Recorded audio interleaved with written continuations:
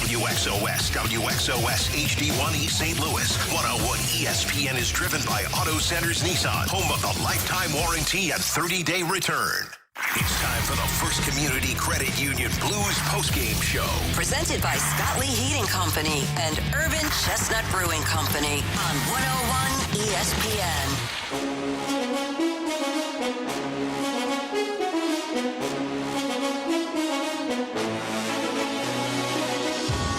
Oh, man.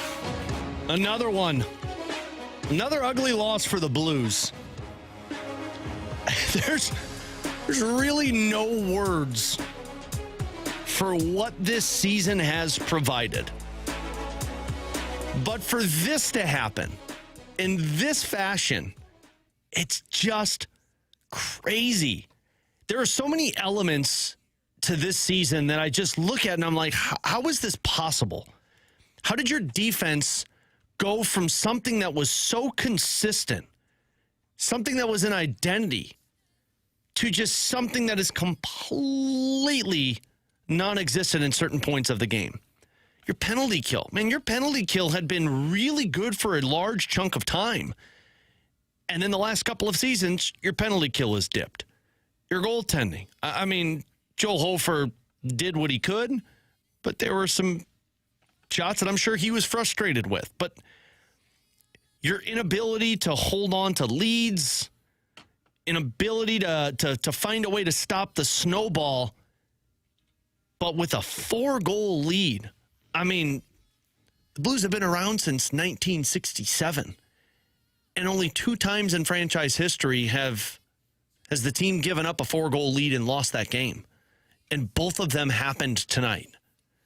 Not tonight. One of them happened tonight. The other one happened earlier this season. So, brutal night for the Blues to start off on Dad's trip. A second period that was really good for them in the first 5 minutes, and then just Jekyll and Hyde. You go from one play to the other, and then the Blues just unable to stop that snowball. So we're going to hear from Jim Montgomery in a bit. Curbs and Joey are going to have their post-game breakdown coming up after we dive into our Ted Drew's 3 takeaways.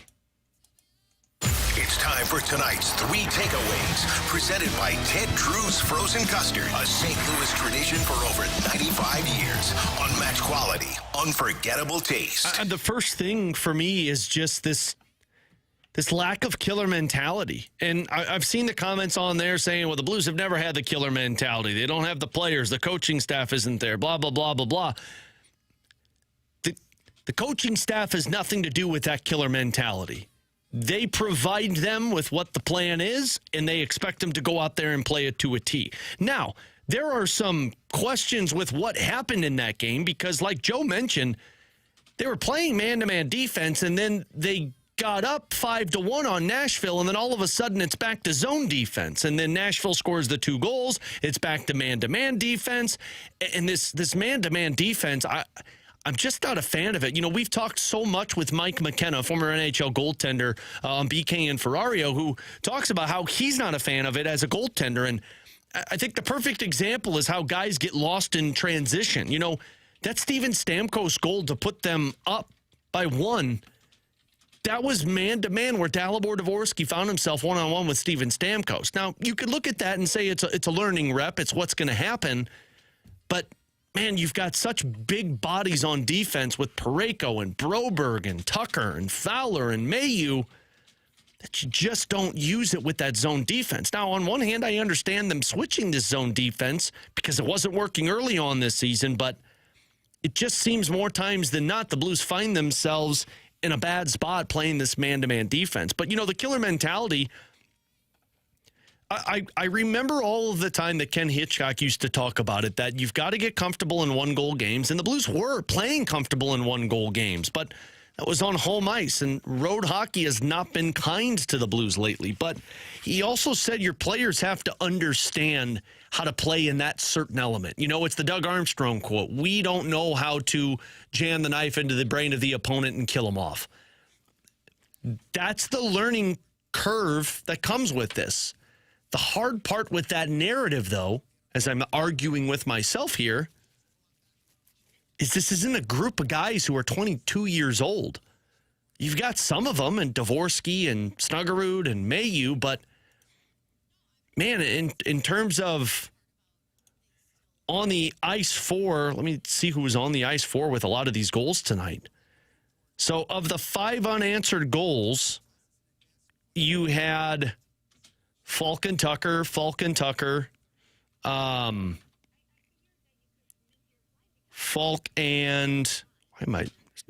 Fowler, and then you had Broberg with Parayko the last 2 goals. That's not the youth. That's your main guys. Those last 2 goals, it was Kyrou, Buchnevich, and Neighbors on the ice. That's your main line. So it has just been a jumbled mess this season for the Blues, and I think that killer mentality is still an area that is non-existent for the Blues. You know, Nashville had that killer mentality. They got down, they pulled the goaltender, and they just never stopped pushing, and it felt like the Blues never could push in the other direction. Second takeaway for me tonight, Pavel Buchnevich. You know, I stopped the numbers in the second period because I wanted to see what they looked like second period versus the end of the hockey game. For that Buchnevich, Kyrou, and Neighbors line, 9 scoring chances for, 4 high danger chances for, none against. Now, they finished the hockey game giving up a total of 2 scoring chances for and two high danger chances allowed, but they still outchanced them 10-2 and had high danger chances more than them 4-2. I don't know what shifted for Pavel Buchnevich, but my guy looks like he is out for blood every time he steps on the ice. And honestly, that could be the best thing for the Blues, to have a guy that found some untapped potential, that took on a leadership role, playing a position that you kind of knew he was good at, but he didn't have success with prior. And I know Jim Montgomery mentioned this before, to where he wasn't here the last time Pavel Buchnevich played the center position. That was Drew Bannister. When Montgomery took over last year, he was the one that said, Pavel Buchnevich is a winger for us. But, I mean, you can't deny the fact that he's got 8 points in 6 games. He's got 3 goals in 6 games, all playing the center position. And despite this one getting away from them, all of the games that they have played in have been 1-goal competitive hockey games. And Pavel Buchnevich's line has been a massive piece on it. And you also have to look at Jake Neighbors being an engine, like we talked about.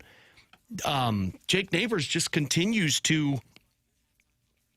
He drives the play. He drives the identity of the Blues. And I know people would say, well, what is their identity? Right now, their identity is being unable to hold on to leads. But, man, the style that he plays, it brings everybody on board. The question just is everybody willing to jump on board with that one.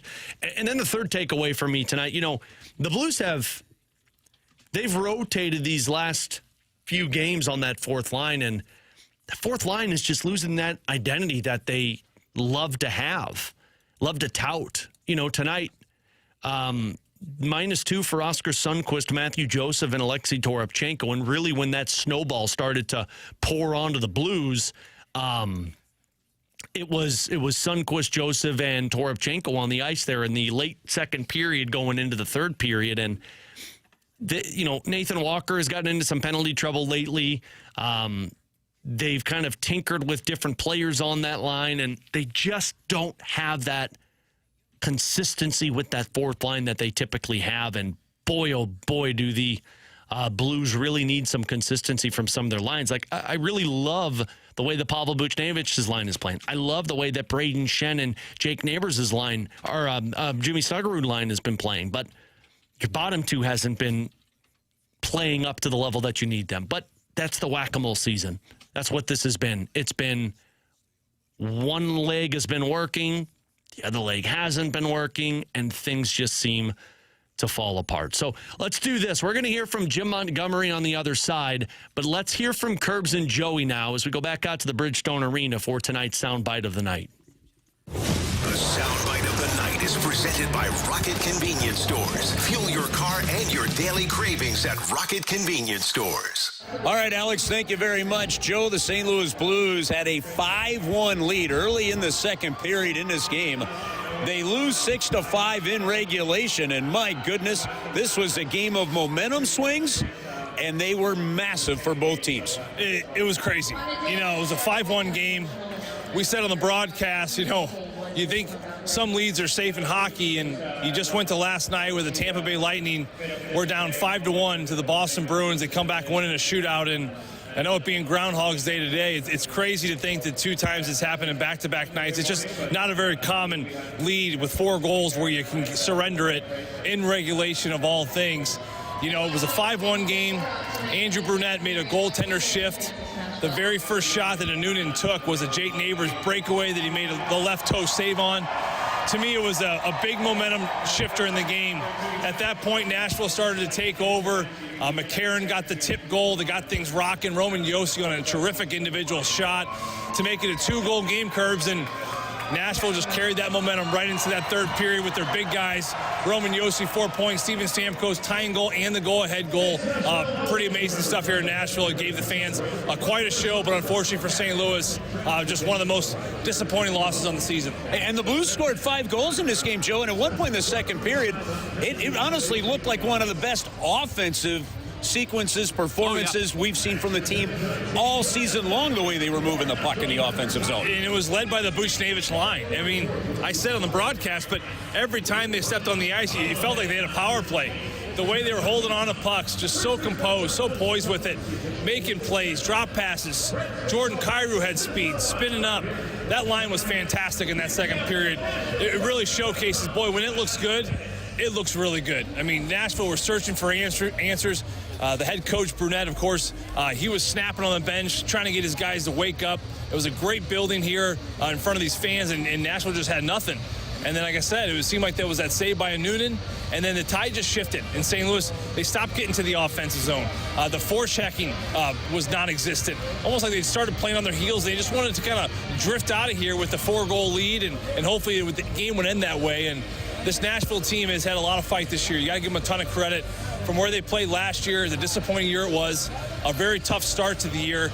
But now they're bouncing back. Now they've been battling since January. It's been led by their assistant captain, former Blue, Ryan O'Reilly, another terrific night here. So sometimes you got to tip your hat to a great effort, and certainly they turned the tide in this game. Yeah, this is one of those, second time this season now the Blues have surrendered a 4-goal lead in the game. 2 out of the 4 times that it's happened in the NHL this year. This is one of those things where you look at the end result and it's just a microcosm of the season a little bit. It is, and like I said, there's been some ups and there's been some downs all year. This game had the downs, it had the ups.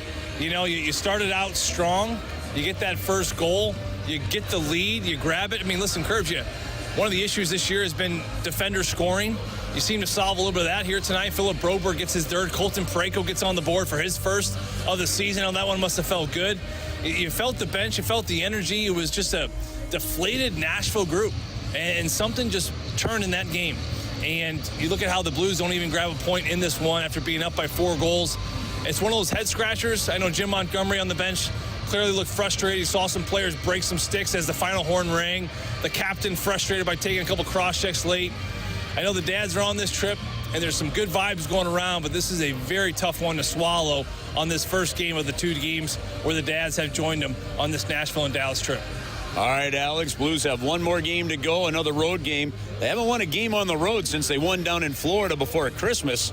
So see if they can get that road win before they head into the break against the Dallas Stars on Wednesday night. Let's get it back to you. All right, guys, thank you so much. Something that Joey said there is what we've seen a lot of. And it's not surprising, but it really is. I guess I should correct myself. It's not surprising because we've seen it this season. It's surprising that that's how they perform. That when a game gets to be more than 2 goals, the Blues just kind of, they automatically revert to, we're just going to kind of glide through the rest of this game, and it's going to come to us because we've beaten the opposition. We're up by 3. We just scored 3 goals in less than 4 minutes. There's no way they're going to come back. It's like the Blues think the opposition is dead. But they're not. I mean, there's 37 minutes, 37 minutes left to be played in the hockey game. And that's the part that was surprising with the defensive decision that they switched the pairings up there late in the second period. They went from Fowler and Mayu and Tucker and Falk to Fowler and Falk and Tucker and Mayu. And then the game started to get away because Fowler and Falk were on the ice for 2 goals against, and then they went back to it. But even Joe mentioned that, they broke up that man-to-man defense and went to zone, and then all of a sudden the game starts to snowball on them, and it's okay, we got to go back to man-to-man, and then you're chasing the game. And they have chased games so much this season by allowing the opposition to score first or get a quick lead. But even when the Blues are on top, it's got to be a tight 1-goal game. Otherwise, if they get a comfortable lead, then it starts to coast. And you can question coaching on that all you want. Players are the one that are on the ice. That's the part that is so confusing. And the YouTube chat is absolutely correct. Yes, I'm just as confused as the Blues looked on the ice tonight in the third period. Because it's surprising. It's not surprising because we've seen it all season, but it's surprising that it still seems to be an issue for this team when they know that's problematic for them. Let's take a break, come back here from Jim Montgomery, have my final look, and then we'll wrap it up here on our fourth period here on 101 ESPN.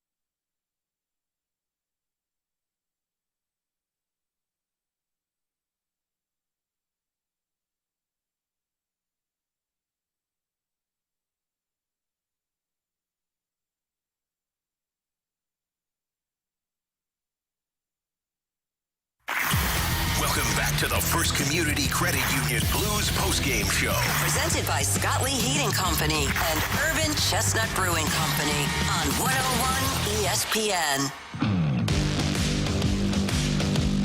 Final time tonight here on our fourth period. Extended post-game coverage on your home for the Blues 101 ESPN. Alex Ferrario back with you as the Blues fall to the Predators tonight 6-5. Cough up a 4-goal lead. It's the second time this season that they have done so, and it's only happened twice in franchise history, and both times have happened this season. We'll get to our final look in just a bit because I think Jeremy Rutherford summed up perfectly how this game ended tonight. But before we hear from Jim Montgomery, I did want to mention this, because I know a lot of people are rooting for a top pick. And look, there's still a lot of hockey to be played. This might lean more in the favor of people that want to see a top pick go the Blues direction. But, you look around the National Hockey League and your scoreboard watching for different reasons these days. But the Winnipeg Jets went to overtime, so they picked up a point. The Blackhawks won. You got the Flames in action and the Canucks in action. But like I mentioned, it's still a long season. They're going to be rested for 3 weeks. I'll be very curious what the team looks like when they come out of break. The other factor into all of that is, don't take for granted what some of these other teams are bad. Vancouver, of course, is bad. The Rangers are bad, and they haven't even sold off their pieces yet. Calgary is continuing to struggle. They're going to have pieces to sell off. So I know it feels like this is the worst team you've ever seen. But boy, oh boy, some of these teams that are going to be chasing for one of those top picks, they're going to be real bad this season. Let's hear from Jim Montgomery. It's time to hear from the head coach, Jim Montgomery, presented by Fisher Window and Door Store, offering quality American-made Marvin windows and doors. Visit their showrooms in Brentwood or East Alton, Illinois. I felt that, once they scored their second goal, I didn't feel the same amount of confidence with our players with the puck. We started turning pucks over that I thought we had time and space, and then it just started to snowball. We got 5-3 to the end of the second. We had a chance to regroup. And then after we regrouped in between periods, we didn't come out, they were rolling, they were feeling it, and we didn't win enough battles to be able to gain lines and protect the lead that we had. Were you doing something right in the first half that you weren't doing in the second half? Well, in the first half, I thought our puck movement and our speed without the puck, guys supporting pucks, was really good. And I thought, we got away from skating. I thought our defensemen were really skating in the first half, and I thought, not that they stopped skating, but I felt the whole team stopped skating. And what's the message to the team after a game like that? We talked about the frustration. We can't let the frustration stop us from competing, stop us from trying to win battles. You got to be staying present, and when you stay present, you're able to focus on what's in front of you right now, not what's in the future or trying to kill a clock or what's happened. It's about focusing on the present. It's time to take a look back at tonight's game with the final look. Driven by Pure Performance. Only stop for all your aftermarket vehicle needs. 2 words that Jim Montgomery just used there. Puck battles and regrouping. And the reason I bring those 2 words up is because I've seen a ton of reaction over on the YouTube chat, and I'm getting a ton of messages on our text line and on my X account of coaching is terrible. The coaching needs to make sure that the team is ready to play. Man, I get it. I totally get it. But what more can a coach do when you exit a period, you regroup, everyone's on the same page, and then the moment that they step on the ice, they're not doing what they regrouped about? And what did they regroup? It's win puck battles. It's out-battle your opposition. They did a phenomenal job of it in the first 1.5 periods. And then you get that lead, and it's just, we'll play this one out. Nashville scores the first goal. It's 5-2. Well, we're still up by 3. Nashville gets the next one. Well, we're still up by 2, and the period's coming to a close. We'll regroup. It's like they're waiting for help to come, to where the help is on the ice, and they're just not engaged for the full 60 minutes. And our final look kind of takes me to a tweet that JR just put out, Jeremy Rutherford of The Athletic, and he sums, this is why he's a writer and I'm a talker, he sums up what I'm thinking so well. This is what he said. I get all of the frustration, I do, but with this roster, this season, this is what you're going to get. The Blues did a lot of good things tonight, and Nashville scored some great goals. They did. I know nobody wants to admit it, but that Michael McCarron goal, I mean, that was freaking impressive. The Philip Forsberg goal, again, very impressive. Ryan O'Reilly's first goal, what a tip. I mean, they just out-battled you in front of the goaltender. But a team that coughed up a big lead in Detroit this season can't take anything for granted and has to be harder to play against. To continue to measure success before changes are made, however, is a lost cause. As a fan, you can only hope that the right moves are made. I think that's where this is at. You see a couple of games where they play well, and I give them credit, man. They played 4 games post-Edmonton, which I think was Winnipeg, Dallas. They came home, played Dallas again, and then I forget the team that they played in between Dallas. Oh, maybe it was the LA Kings. And then they played well. You played solid hockey games. But 4 games to where they play well reverts back to where they're at. And this is a team that coughed up a 4-goal lead before. This season. Not 5 years ago, not 2 months ago. Well, yeah, 2 months ago. But they've done this before. So to sit here and act as if it's a surprise that this is happening, it's somewhat nonsense, because this just might be what the DNA of this team is. And I hate to say that because I want to see them more competitive and fix the solution, but I think the solution, the fix, is going to come with new faces and fresh faces. And I don't know what that's going to look like. I don't even know if Doug Armstrong can pull that off. But this can't be measured with, oh, well, they'll figure it out. You can't sit here and say, well, it's a coaching problem. Well, it's a player problem. It's an entire identity problem. And I think the only fix for that problem is to move the chairs around and find different DNA to your locker room. But they can't do that right now. Well, I guess they can if they want to, but that's not up to us. That's up to Doug Armstrong. All they can do is play the game, and they've got one more of them before the Olympic break. That's Wednesday night against the Dallas Stars. It's an 8:30 puck drop, really an 8:50 puck drop because it's a national game, but we'll have Chris Kerber and Joe Vitale on the call here on 101 ESPN. Again, a huge shout-out to our producer, Jordan Deacon. I'm Alex Ferrario. Hope everyone has a great rest of their evening. Blues fall to the Nashville Predators tonight, 6-5. They'll be back at it on Wednesday before they head into the Olympic break, and we'll have all the coverage for you right here on your home for the Blues, 101 ESPN. Thanks for listening to the First Community Credit Union Blues postgame show. Presented by Scott Lee Heating Company.